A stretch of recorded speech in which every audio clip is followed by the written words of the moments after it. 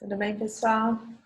Agora a gente vai complementar o tema sobre emergência na unidade básica de saúde e falar sobre TAC e bradiarritmias, tema bem extenso. A gente vai fazer uma abordagem por casos clínicos. Primeiro caso, mulher, 30 anos, sem comorbidades prévias, iniciou palpitações há 1 hora, sem melhora, refere também desconforto cervical, falta de ar e tontura. Conduta. A gente já tinha conversado, né? As taquibradiarritmias são situações potencialmente fatais, podem preceder uma parada, então o ideal é que seja conduzido em sala de urgência. Então, monitor oxigênio acesso venoso, né? E aí, na monitorização, o que a gente faz? Eletro de 12 derivações, e aí, no caso, a gente já descobriu a causa aí dos sintomas dela, né? A gente vê uma taquicardia por reentrada nodal, né? O que é isso? A gente vê uma série de características, né, do eletro, né, e aqui eu coloquei a descrição, né, uma taquicardia, a gente não consegue identificar a onda P, precedendo o QRS, tem onda S em D2, né, S em D2, D3, AVF, tem umas R' em V1, indicativas de ondas P retrógradas, então é eletrotipo de TRN. Preciso saber se é TRN, que tipo de taquicardia supraventricular que é? Não. A princípio, o que eu preciso saber é contar a frequência, né? Então, no caso, aqui é um recortezinho, né, do eletro. A gente costuma ver o D2 longo, né, que às vezes é a derivação que a gente consegue ver o ritmo mais facilmente. E aí a gente faz a continha, né? A regra prática, né? A gente faz a contagem assim, 300, 150. Então a gente já consegue saber que a frequência cardíaca desse eletro é de aproximadamente 150 batimentos. E aí, por outro lado, se a gente tem uma bradicardia, a gente continua fazendo a conta, né? 300, 150, 100, 75, 60, 50, 42. E aí, o que a gente está fazendo? Na verdade, é dividindo 1.500 pelo intervalo RR em milímetros, né? E aí, aqui no caso, se a gente for contar, né? Aqui tem 5, 10, 15, 20, 25, 30, 35 milímetros. E aí, se você quiser ser bem preciso, você conta 36 milímetros e 1.500 dividido por 36 é 41. E aí, você tem a frequência cardíaca exata do paciente.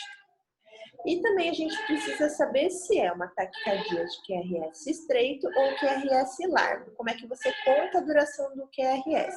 Do início da onda Q até o final da onda S. Aqui no caso, o primeiro exemplo é uma taquicardia de QRS estreito, né? Então, a duração do QRS é menos do que 3 quadradinhos, ou menos que 120 milissegundos, né? A gente faz a contagem aqui, né? Deu aqui perto aí de 80 milissegundos, talvez 90 milissegundos, né? Então, uma taquicardia de QRS estreito, a gente já sabe que é uma taquicardia supraventricular.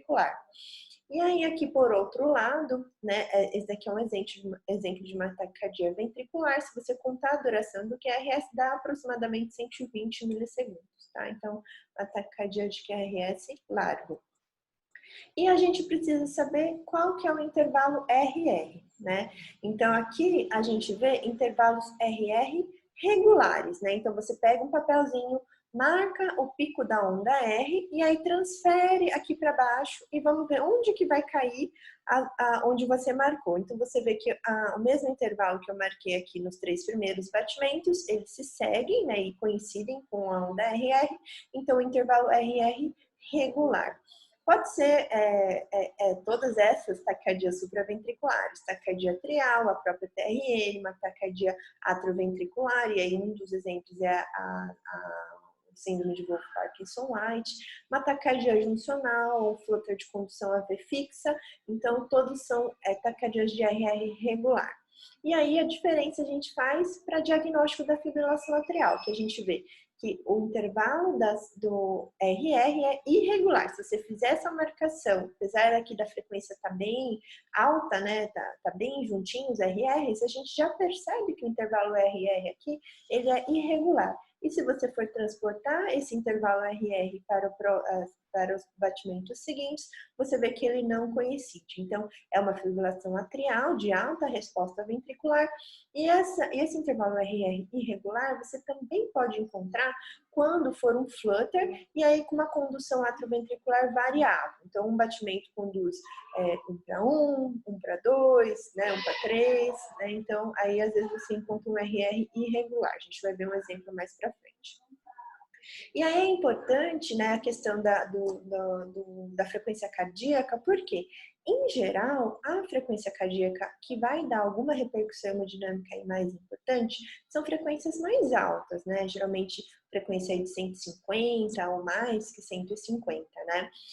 A menos que seja um paciente que tenha aí alguma cardiopatia estrutural, né, uma disfunção sistólica, né, ou seja, um hipertrófico, né, então às vezes frequências não tão altas quanto 150, às vezes 120, 130, já são suficientes aí para gerar uma repercussão hemodinâmica e sintomas clínicos aí às vezes de instabilidade nesse paciente. E como você vai avaliar sinais de instabilidade?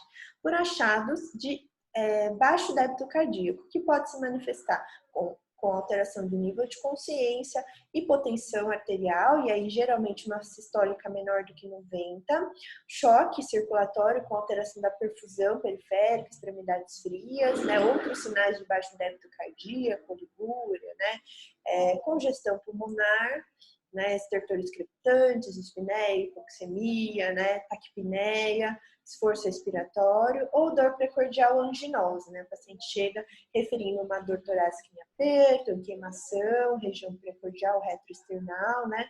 Então, são sinais aí de instabilidade hemodinâmica. E aí, assim, esse quadro, né, que a gente descreveu, né, da taquicardia por reentrada nodal, né, pode ser considerada aí como tratamento, por exemplo, manobra vagal, né, adenosina, né, a gente tem que tomar cuidado aí que ele pode piorar quadros pré-existentes de broncoespasmo, verapamil, diltiazem ou beta-bloqueadores, também é o mesmo cuidado com relação ao broncoespasmo. Já no caso da gente identificar uma taquicardia sinusal, que é o quê?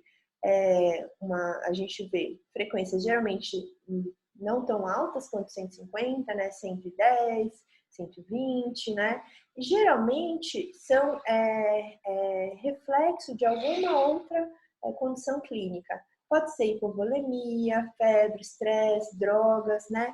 Então, em geral, você vai tratar a causa, né? Então, você vê assim, tem uma onda P para cada QRS, né? Frequência aí 107, né? O eixo da onda P é o mesmo eixo da onda do QRS, então a gente fala que é um ritmo sinusal, né? E aí você vai avaliar, é o caso de tratar com beta-bloqueador ou não, né? Alguns casos você pode melhorar os sintomas relacionados à ansiedade, crise de pânico, né, com beta-bloqueador, mas você evita aquela conduta assim mais invasiva, né, para esse paciente, né? Você conduz com um pouco mais de calma e procura aí achar a melhor maneira de conduzir a situação clínica como um todo. Diferente do quadro de baixo, né, que é uma arritmia de fato, que você tem que atuar para controle da frequência cardíaca ou reversão da arritmia, tá? Que a gente vai falar a seguir. E sempre você vai procurar essa questão dos sinais de instabilidade. Então, se você achou algum sinal de instabilidade, seja com relação ao nível de consciência, com rebaixamento, confusão, hipotensão, com sistólica menor que 90, alteração da perfusão periférica, precordialgia com dor típica anginosa ou equivalente anginoso, às vezes pode ser uma dor epigástrica, né, uma náusea, em pacientes mais idosos, diabéticos, ou dispneia, né, paciente com congestão pulmonar, hipoxemia, você tem que agir rapidamente, né?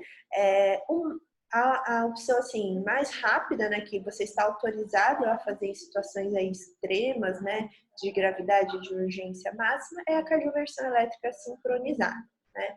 Outras opções, né, que você da mesma forma atua rapidamente, né, no quadro clínico, mas você tem que dispor de um certo tempo aí para a medicação agir, é a reversão química, né, ou quando você realmente está vendo que a situação clínica é possível de aguardar, a manobra vagal.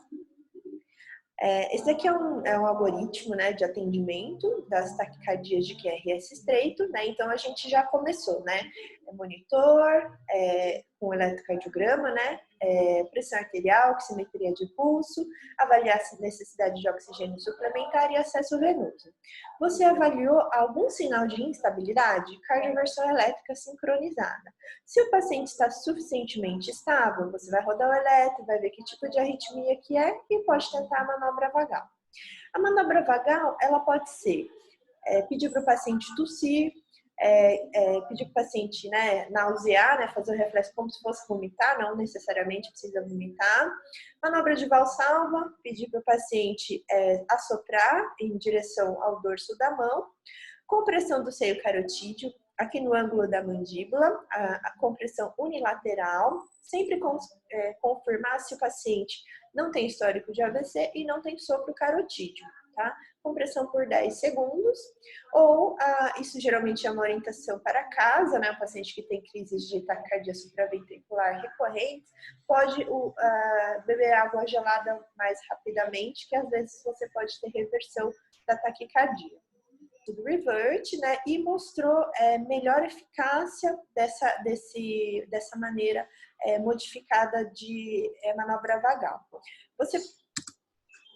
Então, essa manobra modificada, a gente utiliza uma seringa de 10 ml e solicita para que o paciente assopre a ponta da seringa com o objetivo de movimentar o êmbolo. E aí a gente realmente, quando observa, né, a movimentação do êmbolo, ele está executando uma pressão aproximadamente 40 milímetros de mercúrio. A gente pede para esse paciente manter essa movimentação, né, por 15 segundos, então a gente cronometra, né, 15 segundos nessa manobra. Passou os 15 minutos, você pede para o paciente relaxar completamente, a gente abaixa a cabeceira dele e eleva os membros inferiores. E aí o paciente ele está monitorizado e a gente consegue observar aí reversão para ritmo sinusal, tá bom? Bom, então, quando a gente pode tentar aí, talvez 1, 2 vezes, dependendo aí de se o paciente está estável, né, suficiente. Caso aí a gente já tenha tentado manobra vagal e sem sucesso, aí a primeira escolha é a adenosina. A gente pode fazer uma ampola de 6 miligramas em bolos, né? Lembrar de elevar o membro superior, né, para que a medicação consiga atingir aí seu alvo rapidamente, né? É uma medicação de efeito muito fugaz, né? Então, se a gente faz ela lenta, ela não consegue provocar aí a breve assistolia aí no coração para reverter a arritmia.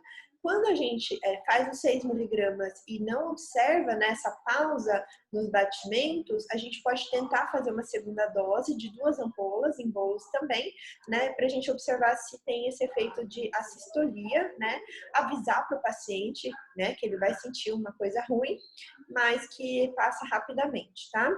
E também outras escolhas, né, que também podem ser aplicadas para a maioria das taquicardias supraventriculares, é o verapamil ou diltiazem, os bloqueadores de canal de cálcio, ou beta-bloqueadores ou a própria amiodarona, tá?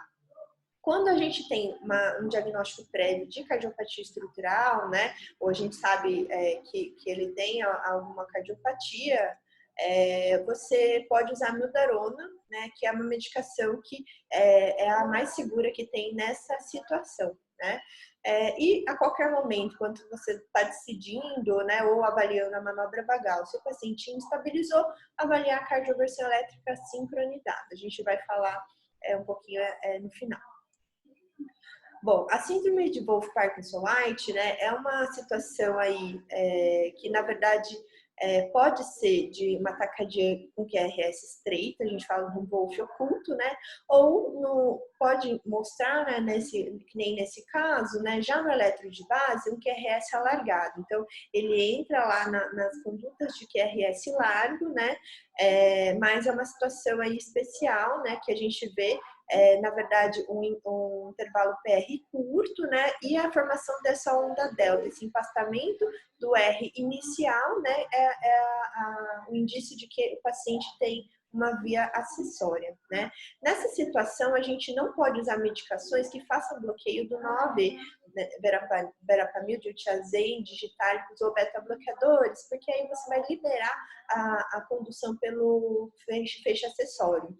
Então, as indicações nesse caso, né, é a propafenona, sotalol e a mildarona. Quando você não vê no eletro de base o QRS largo, a onda delta, você conduz como um ataque cardíaco de QRS estreito.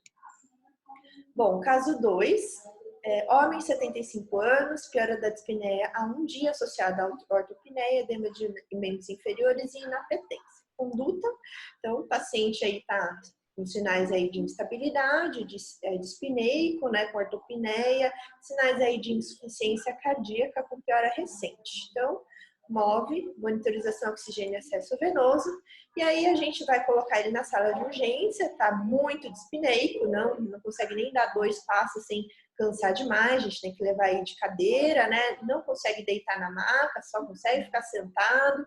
Pressão você vai medir 8/5, vai botar no monitor um ritmo irregular, uma frequência de aproximadamente 160 batimentos, extremidades frias, ausculta pulmonar ruim, né, com estertores crepitantes em base, sugerindo aí congestão pulmonar, já hipoxêmico, né, com muito esforço respiratório. A gente põe um catéter J2, alivia um pouquinho, mas é um paciente com claros sinais aí de instabilidade. E o eletro já evidencia para nós uma fibrilação atrial de alta resposta ventricular. E aí aqui a gente já nota, né, no D2 longo, que é quando a gente vai avaliar o ritmo, o intervalo RR irregular e a gente não consegue ver claramente uma onda P antes de cada QRS, então uma fibrilação atrial. Nessa situação, né, se o paciente tivesse chegado um pouquinho menos instável, a gente poderia tentar aí medicações, né, por exemplo, metoprolol, né, mas ainda com risco aí de piorar a hipotensão, de induzir por broncoespasmo, né? A gente, às vezes, é um paciente com disfunção ventricular, uma insuficiência cardíaca, você pode precipitar aí piora do quadro, principalmente se você fizer uma dose muito alta e muito rápida. Então, muito cuidado com o beta-bloqueador nesses casos. Ou bloqueador de canal de cálcio, tendo o mesmo risco, né? Talvez aí um risco até maior por conta do efeito inotrópico negativo, né? Além do cronotrópico e inotrópico negativo, principalmente do verapamil, então muito cuidado. Possam ser aí mais com menos risco o deslanozídeo, né? O diltiazem também ele pode ter um efeito aí inotrópico negativo, talvez o deslanozídeo, se você tiver disponível. E a mildarona, na verdade, você tem risco de reverter o ritmo, né? Na verdade, qual que é o nosso receio, né? Nos quadros de FA e flutter, né? São arritmias que eles aumentam, né? A formação de trombos intracavitários e justamente nesse momento, né? De reversão, né? Ou de quando ele tem a arritmia paradoxal, né? Quando são, né? De trombo.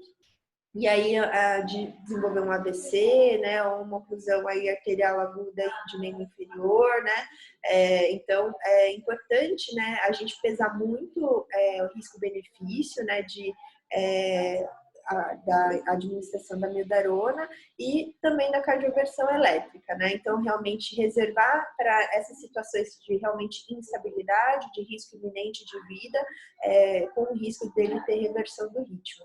Se você tiver disponível um ecocardio transesofágico evidenciando ausência de trombo no apêndice atrial esquerdo, ou se o paciente já é anticoagulado, então, ou se ele usa algum novo anticoagulante, já há pelo menos 3 semanas, ou se ele está no RNI, com RNI no alvo entre 2 e 3, também há 3 semanas, já é um risco menor de embolização. Você pode tratar o ritmo, né, reverter o ritmo, ou com a mildarona ou com cardioversão, com menor risco de embolização.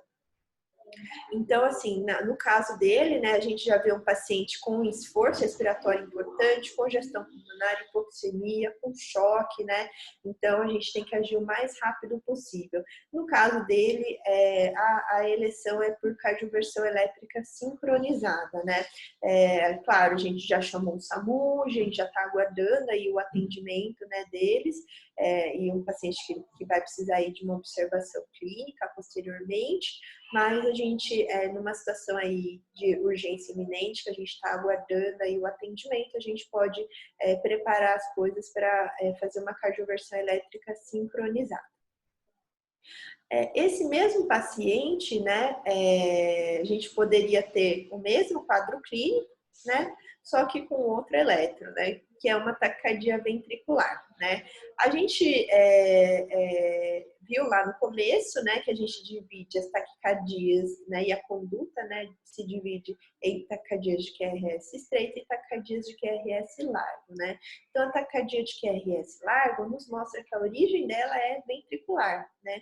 Então, ela tem maior risco, né, de degeneração, né, de repercussão hemodinâmica, e é importante que a gente haja rapidamente, né, nesses casos, e principalmente na situação aí que você já vê sinais de instabilidade, rebaixamento, confusão mental, hipotensão, alteração da perfusão periférica, dor precordial, dispneia, congestão pulmonar, tá?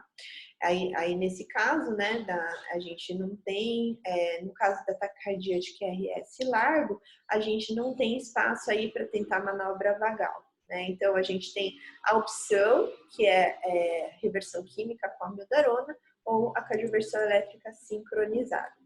Aqui 2 exemplos, né, de taquicardia de QRS largo, uma taquicardia ventricular monomórfica e aqui uma taquicardia polimórfica.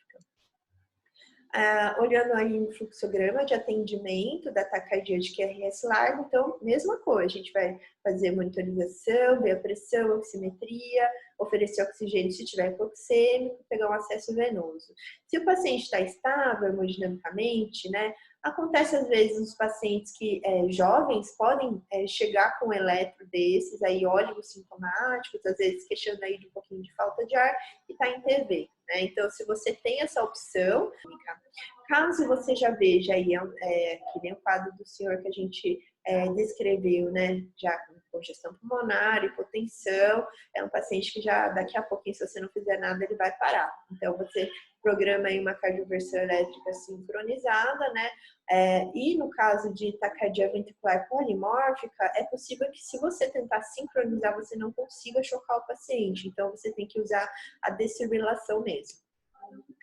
Bom, no caso aí, se o paciente chegou estável o suficiente, você pode tentar amiodarona, uma ampola diluída num soro glicosado, pode ser 100 ml, e correr em 10 minutos. Você até pode reverter, né, a mesma dose, caso não tenha reversão, né, e o paciente está estável, você pode tentar repetir. E aí, depois, a dose de manutenção é o equivalente a 6 ampolas em 24 horas. Né? Uma outra escolha, que também a gente não costuma ter, é a procainamida. Né? E em qualquer momento, né, mesmo que você optou por administrar amiodarona, fazer reversão química, se estabilizar, pensar em cardioversão elétrica sincronizada. Né? No caso da TV polimórfica com torção de pontas, é um caso muito específico, raro, não é muito frequente. Você pode administrar sulfato de magnésio, que algumas respondem, geralmente são 4 ampolas de sulfato de magnésio, você faz em bolos, né? E também a qualquer momento pensar em cardioversão elétrica. Bom, taquiarritmias instáveis, então, qualquer sinal de instabilidade hemodinâmica, hipotensão, sinais de choque, dor torácica, dispneia, congestão pulmonar, rebaixamento de nível de consciência, pensar em cardioversão elétrica sincronizada. Com qual carga? Você pode começar até com cargas de 50 joules, né?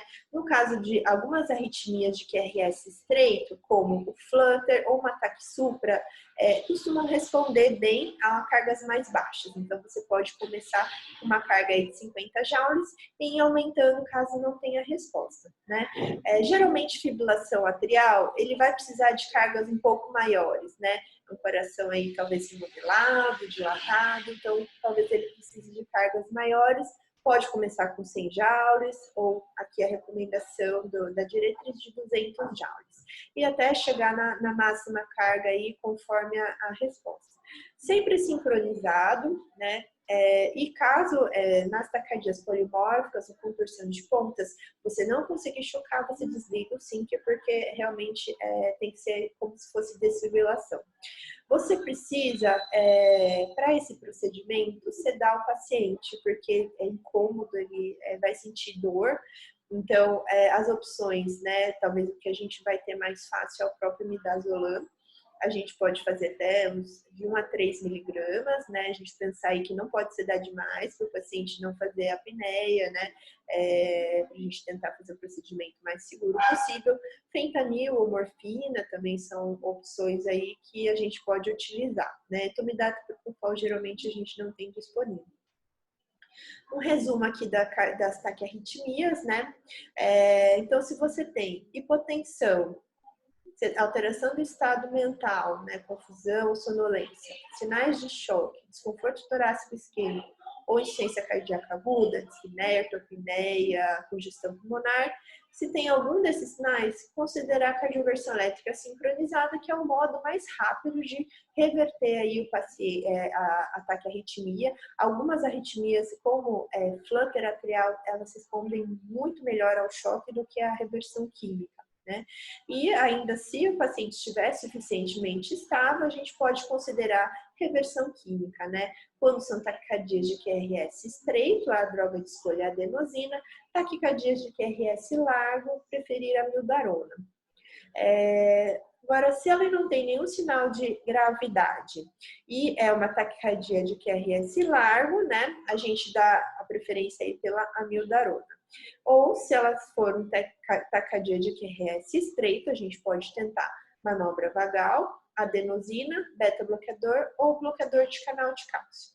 E quando o paciente ele tem essa manifestação, né, que em geral você vai encaminhá-lo, né, para a observação em pronto atendimento e tudo mais, e eventualmente se ele retornar para você, é um paciente que vale a pena a gente fazer uma avaliação complementar, investigar, né, se tem alguma causa aí de acessório, alguma causa aí tratável, né, e se vale a pena a gente deixar com uma medicação de manutenção, ou beta-bloqueador, ou em alguns casos poucos, não precisa de amiodarona, mas aí a gente fazer uma avaliação especializada para ter o diagnóstico aí específico desse paciente. Sempre que possível, se você tiver flagrado o eletro da crise, fazer 2 cópias, deixar uma cópia com o paciente, que é um eletro importante para a gente fazer o diagnóstico aí do tipo de arritmia que ele teve.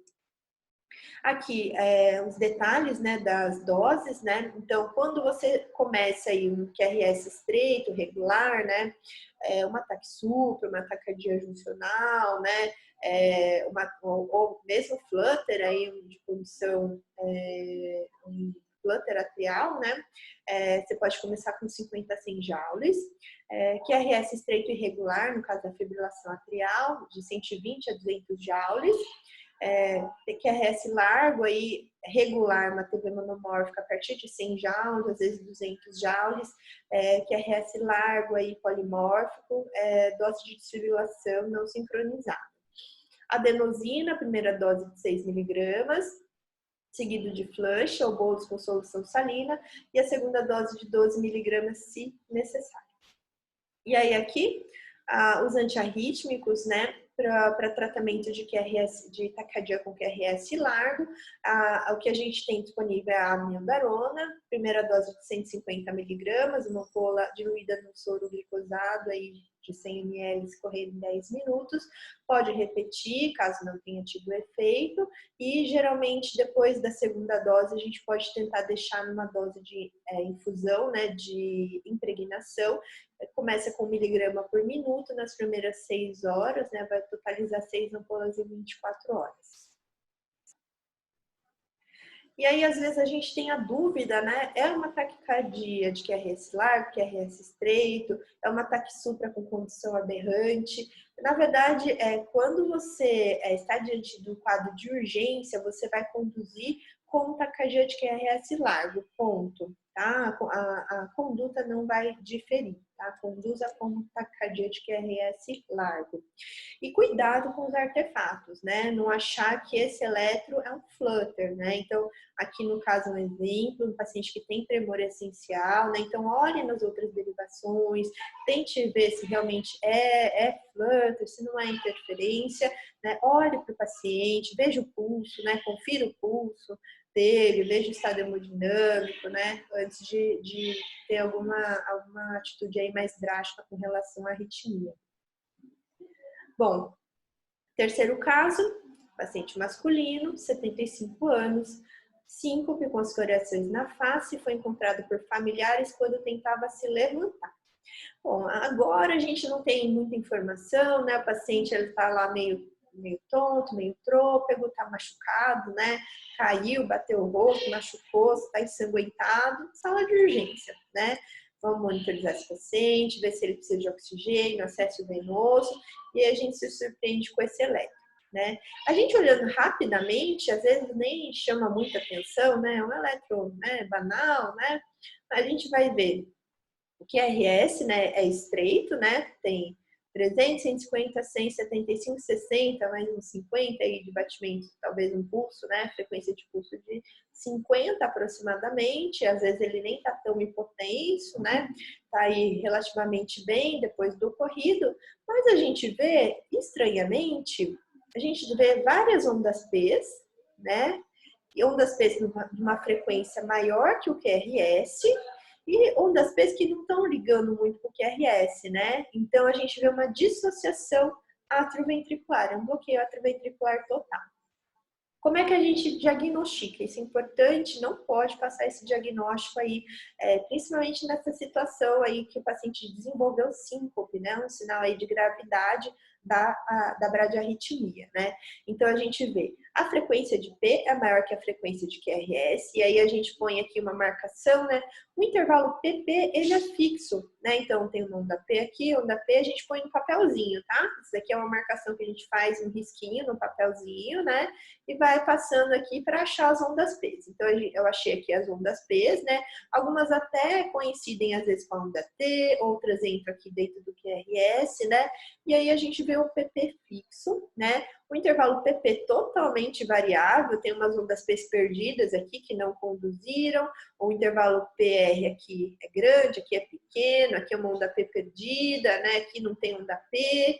Então, assim, a gente vê uma dissociação AV. A gente tem um ritmo de escape juncional, por isso que RS é estreito, né? E aí, o que seria o normal, né? A gente vê uma P para cada QRS, né? E o intervalo PR fixo, né?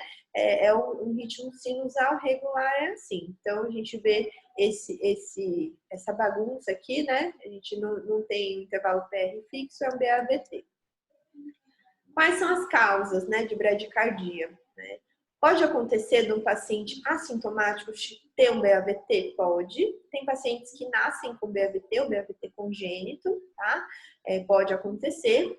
Às vezes, pacientes jovens podem ter uma bradicardia sinusal no repouso e às vezes até bradicardias extremas, né? Principalmente atletas, né, de alto rendimento, que são bem treinados, aí fazem bastante exercício aeróbico, né? Durante o sono, né? Então, às vezes, no Holter, você vai monitorizar os batimentos, você faz alguns bloqueios, BAVT primeiro, ou próprio bradicardia sinusal durante o sono, né? Pode ser encontrado também pacientes com apneia obstrutiva do sono, síndromes neuromediadas, né? De síncopes, né? Pode desenvolver bradicardias, às vezes por distúrbios também metabólicos, né? Diabetes é um deles. Hipotireoidismo também, né? Descompensado aí com mixedema, então uma das causas também pode acontecer. A mais comum, e talvez seja o caso aí desse paciente, uma doença do nó sinusal, uma doença degenerativa, né?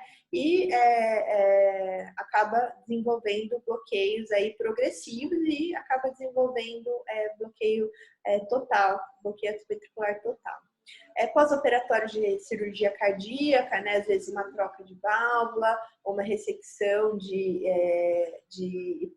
cardiopatia hipertrófica, né? Do septo interventricular, pacientes com calcificação de válvula aórtica calcífica, né? Pacientes que foram submetidos à ablação, né? De feixe anômalo, às vezes pode acontecer acidentalmente, né? Lesão do nó AV, doenças congênitas, próprias cardiopatias congênitas ou BAVT congênito, outras causas infecciosas ou inflamatórias, lembra da endocardite, né, principalmente paciente que já tem prótese, miocardite, vasculite, o próprio Chagas, né, que pode causar a forma aí que acomete o sistema de condução, lúpus, esclerodermia, artrite reumatoide, doenças infiltrativas, amiloidose, sarcoidose, carcinomas, hemocromatose, intoxicação, também é uma causa muito frequente, paciente que já usa beta-bloqueador, a medicação aí já começa numa dose muito alta, né, então propranolol, atenolol, carvedilol, bisoprolol, metoprolol, bloqueadores de canal de cálcio, verapamil, diltiazem, antiarrítmicos como a amiodarona, propafenona e a digoxina.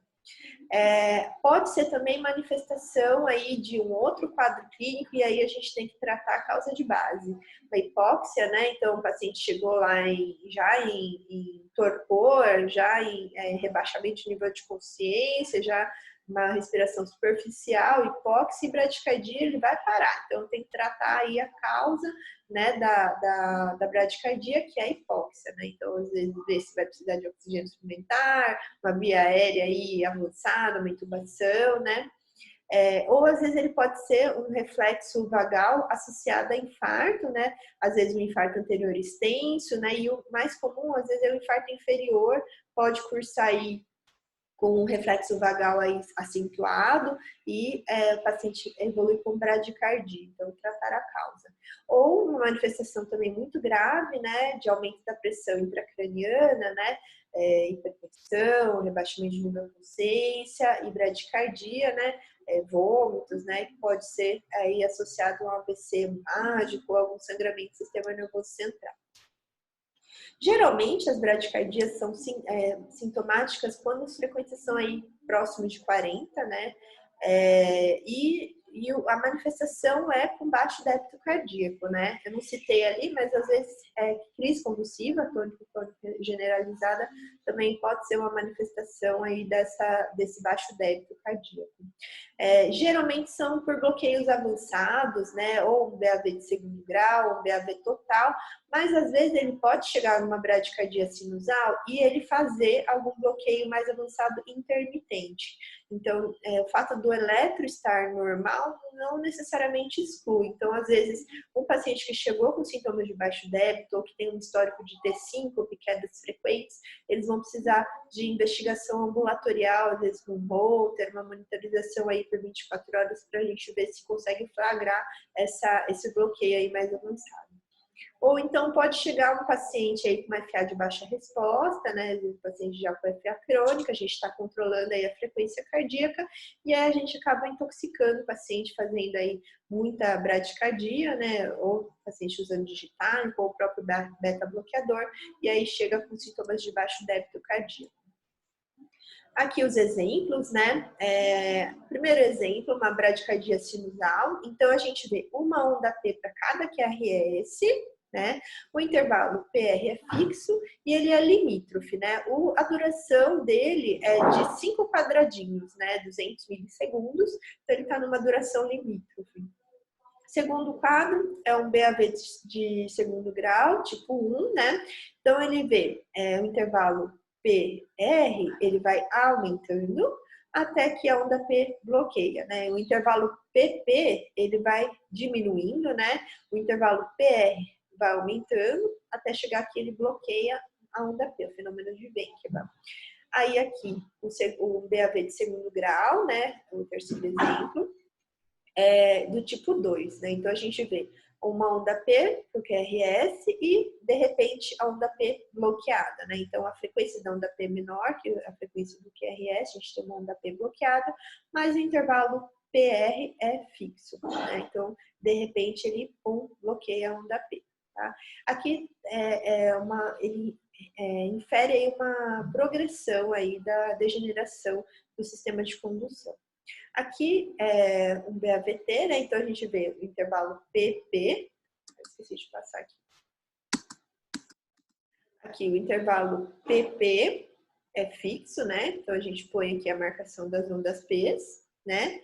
E o QRS não liga para a onda P. E a gente vê o intervalo PR bem variável, né? A frequência do QRS menor que a frequência da onda P e o QRS largo. Então, ele quer dizer que é um escape ventricular, tá? E aqui, no último exemplo, né? A gente também tem um intervalo PP aqui mais ou menos fixo, né? E o intervalo PR variável, a frequência da onda P maior que a frequência do QRS e um ritmo de escape de QRS estreito e escape juncional. A gente vai avaliar, da mesma forma que as taquiarritmias, sinais de instabilidade, né?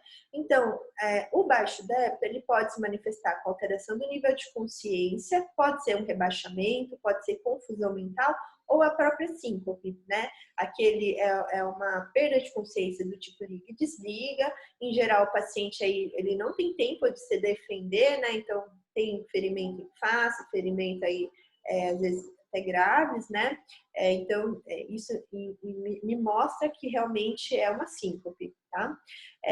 Hipotensão arterial, então pressão sistólica menor que 90, alteração da perfusão periférica, extremidades frias, tempo de enchimento capilar aumentado, dor precordial anginosa ou equivalentes anginosos, uma dor epigástrica, náusea, dispneia, pode ser com congestão pulmonar ou hipoxemia, uma taquipneia, uma intolerância aos esforços, né? Então, tendo algum sinal de instabilidade, a gente tem que agir rapidamente. Às vezes, a solução mais rápida vai ser pegar um acesso venoso e começar a atropina, né? E principalmente enquanto a gente vai pensar aí se a gente tem condições de colocar um marcapasso transcutâneo nesse paciente, né? A opção, né, do marcapasso transcutâneo, ele é viável na maioria das unidades, né, que você tem as pás adesivas, né? Então, se você tem as pás adesivas, se você pode usar o modo DEA, você vai poder usar também o modo de marca-passo, que é a mesma pá que você usa, só que você muda a chavinha para o modo marca-passo. E tem alguns ajustes que a gente vai comentar a seguir, tá?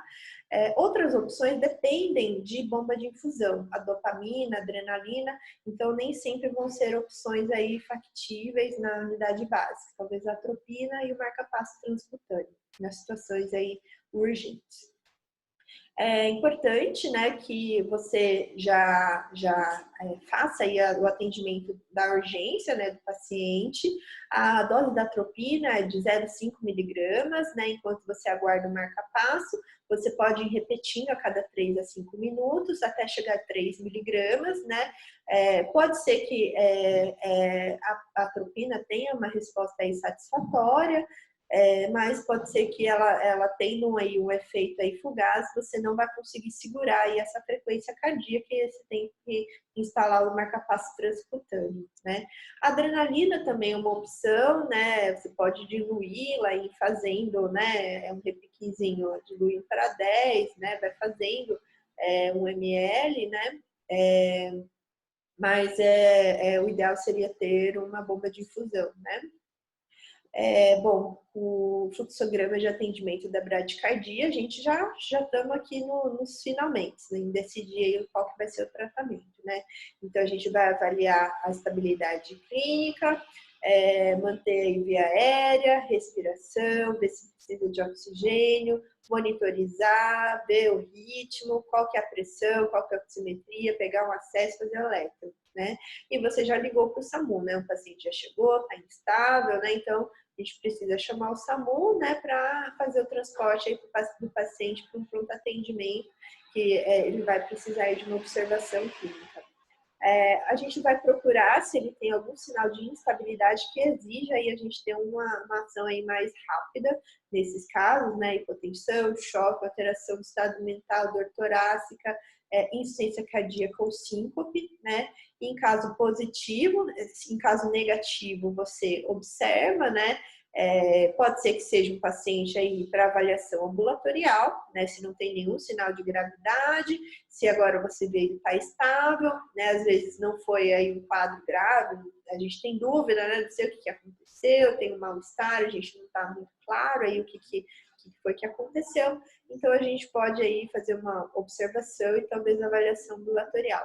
Se tiver qualquer sinal de instabilidade, a gente vai ter que fazer alguma coisa rapidamente, né? Então, já ligamos para o SAMU, já pedimos alguma ajuda aí de ambulância, né? Podemos começar a atropina e pensar em fazer o marcapasso transcutâneo. E aí, o marcapasso transcutâneo é uma forma de segurar aí o paciente até que ele vá ao serviço de urgência, e aí ele possivelmente ele vai precisar do marcapasso transvenoso, né? Até que ele consiga colocar o marcapasso aí definitivo, e aí possivelmente nessa mesma internação, principalmente se ele tiver um bloqueio atrioventricular total no eletrocardiograma de base. A dose de atropina a gente já comentou, 0,5 miligramas a cada 3 a 5 minutos, máximo de 3 miligramas. Dopamina e epinefrina se você tiver bomba de infusão. O marcapasso transcutâneo, né, que nem a gente comentou, a gente vai pensar em instalar nos pacientes com uma bradicardia de alto grau, sintomática, com bloqueios avançados. Então, BAV de segundo grau, MOBIS 2, BAV total, né? E que você não teve resposta com a atropina. Você vai posicionar as pás adesivas, então você vai ter que desconectar as pás manuais, instalar as pás adesivas e aí você vai ajustar os parâmetros, né? Ele te permite, né, ajustar a frequência de disparo, que é a frequência que você quer que o paciente tenha de batimentos, aqui em geral 70 batimentos na média. Modo de estimulação tem fixo ou a demanda, a gente coloca fixo, né, para que a gente consiga aí ter certeza de que o marcapasso ele está estimulando, depois a gente pode até ajustar, rever isso, né, mas a princípio é fixo. O nível de energia a gente começa aí com a mais baixa e vai aumentando progressivamente, avisando o paciente conforme tolerância, né? Até que o estímulo que você aplica nas pás, ele consegue gerar pulso no paciente, né? Geralmente isso acontece perto de 90 a 100 miliamperes, a depender aí da impedância do tórax do paciente. Em geral, quando a gente chegou no limiar, né? O limiar que é o ponto que começou o coração a capturar o estímulo, a gente aumenta 10% para uma segurança, principalmente aí no transporte do paciente. Considerar analgesia, que é um procedimento incômodo, né? Então, o paciente aí vai ficar aí tomando choquinho, então, talvez uma morfina, o que você tiver disponível de analgesia. E aí você ajustou o marcapasso, conseguiu fazer o coração capturar o estímulo, checa o pulso femoral para saber se os batimentos coincidem aí com o seu estímulo que você está aplicando. E aí eu achei um vídeo muito útil, né, que eu vou passar alguns prints para vocês, eu acho que vale a pena conferir depois, tá? Bom, o modo de programação varia de modelo para modelo, tá? Em geral, ele tem uma área, né, que ele serve para ajuste do marcapasso. Todos os parâmetros do marcapasso ficam numa área só, né? Quando ele ligou esse modo de marcapasso, então ele já fez a troca, tá? Então ele tirou o conector que estava das pás manuais e colocou as pás adesivas, né? Então ele ligou e aí quando você conecta as pás adesivas, ele ativa o modo marcapasso, né? Então às vezes se você tentar ligar o modo marcapasso sem estar com as pás adesivas conectadas, ele não vai te permitir avaliar os ajustes, né?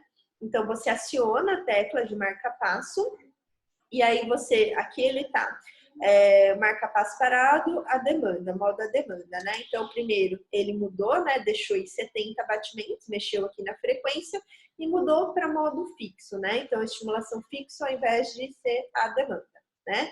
E aí o próximo passo, ele baixou a frequência, estava em 80, baixou para 20, para começar a estimulação. E aí ele tem que colocar iniciar, né? Então tem que apertar o botãozinho iniciar para ele começar a estimular, tá bom? Então avisar o paciente, né, que vai começar a sentir o estímulo, né? E em aumentando aqui na saída, né? Aumentando a carga, né? O quanto que você está dando de estímulo. Né? Então você começou com 20, e aí você, na verdade, não teve aí, você tem as espículas, né? Que são são os estímulos do marca-passo, só que o coração não está capturando, né, esse estímulo. E aí você chegou em 80, você conseguiu que a espícula seja seguida aí do estímulo cardíaco, né? Então, você conseguiu com 80 miliamperes a captura do coração. Aqui é um exemplo, né? Então, você vê aqui o BAVT, né? Então, a gente vê o intervalo PP fixo, escape juncional de QRS estreito, né? E aí a gente deixou aqui a princípio uma condução à demanda, né? E aí a gente vê que tem o estímulo, mas o coração não captura todos os estímulos, né? Então aí a gente aumentando para 100 miliamperes, a gente conseguiu a condução. Então a espícula, aí ele capturou, né? Espícula e QRS do paciente, tá bom? Então o objetivo é que cada espícula seja seguido aí do QRS do estímulo, quer dizer que foi funcionando, tá funcionando. Então, aqui a orientação, né, de bradicardias instáveis de tratamento é a atropina, ou marca-passo, adrenalina ou dopamina. São as opções que a gente tem nas bradicardias instáveis. Bom, caso 3, versão 2, né? Então, o mesmo pacientinho teve uma síncope com ulceração na face, foi encontrado por familiares quando tentava se levantar. Conduta 9 também, né? Aí, o que a gente achou? O eletro, a gente vê que ele tem um escape de QRS aí até satisfatório, né? 350, 175, 60. Então, às vezes, uma frequência de pulso perto de 60, 65. Aí, talvez ele esteja até hemodinamicamente estável, né? Só que a gente vê onda P, o PR vai alargando, até que um P bloqueado, né? Então, BAV de segundo grau, MOBITS 1, fenômeno de Wenkeba, né? Então, o que eu tinha comentado, né? Às vezes pode até ser que o paciente não tenha BAVT naquele momento, mas que ele faça um bloqueio atrioventricular mais avançado, intermitente, né? Então, é importante aí você, nesses casos, né, manter a observação clínica, da mesma forma, avaliar sinais de gravidade, de instabilidade. Você não viu nenhum sinal de instabilidade, o paciente está bem, está estável, pressão boa, não tem sinais de insuficiência cardíaca, congestão pulmonar. Outra coisa importante, né, é de avaliar a frequência cardíaca e se ele tem muitos episódios de arritmias ventriculares, né, ou complexos ventriculares prematuros frequentes, extrasístoles frequentes, ou episódio de taquicardia ventricular não sustentada, que faz a gente pensar talvez em isquemia, né, ou quadros mais graves, né, e mesmo que ele não esteja aí instável, é importante que ele fique em observação clínica, né? E aí, se você não viu nada disso, nenhum sinal de instabilidade, avaliar em encaminhamento ambulatorial à especialidade, risco amarelo, né? Então, às vezes é o caso da gente mandar um e-mail, né, discutir o caso, para avaliar uma vaga mais rápida, para a gente fazer um diagnóstico, talvez, de um BAVT intermitente. Às vezes vai ser um paciente com indicação de colocação de marca-passo definitivo. Bom, avaliação especializada para esses casos, né? Às vezes o paciente chegou aí, falou, semana passada caiu, né? E aí não veio no pronto-socorro, não quis vir no pronto-socorro, né? Então, para esses pacientes que têm quedas frequentes, né? Mesmo que no eletro você não veja que tenha BAVT, é importante que ele faça um encaminhamento para avaliar as quedas, síncopes, pré-síncopes ou sinais aí de gravidade. É importante, se você puder, né, todas as vezes que você vê uma frequência cardíaca muito baixa, né, você faça um eletro, principalmente nesses casos, para diagnosticar um BAVT, né? Então, faço eletroavalia, ver se é um BAVT, se for BAVT, está relativamente estável, pedir o encaminhamento para a especialidade aí com prioridade, risco amarelo, né? E se quiser discutir o caso também, pode mandar por e-mail. É importante, né, para os pacientes que estão tendo esses sintomas de tontura, pré-síncope, né, tem uma frequência de repouso muito baixa e muito baixa, às vezes menor que 60 ou menor que 50, rever a dose do beta-bloqueador ou às vezes até suspender a dose do beta-bloqueador ou outras medicações bradicardizantes, tá bom? Rever isso, né, para o paciente não ficar aí, às vezes, enquanto aguarda, né, correndo o risco aí de ter piora aí do quadro dele, né, e até precipitar aí um BAVT ou na queda ele complicar, ter uma fratura, né, então isso é importante de rever. Aqui as referências, tá? Basicamente, eu usei as diretrizes da Sociedade Brasileira de Cardiologia, algumas figuras eu tirei de livros, né? Mas a princípio, basicamente, referência da diretriz, tá bom? E o material do ACLS, tá bom? Que é bem resumidinho, tá? Aguardo contato para agendar o treinamento prático, tá? A gente precisa rever, né, em cada aparelho, né, como é que usa o modo DEA, como é que é o modo de paz, monitorização, como é que muda a derivação, como é que faz o teste, aí da cardioversão elétrica sincronizada ou não sincronizada, né, para cada caso, uso de marca-passo transcutâneo, como é que a gente pode melhorar a organização da equipe, a organização da sala de urgência, né? Então podem mandar por e-mail que a gente vai atendendo, tá bom?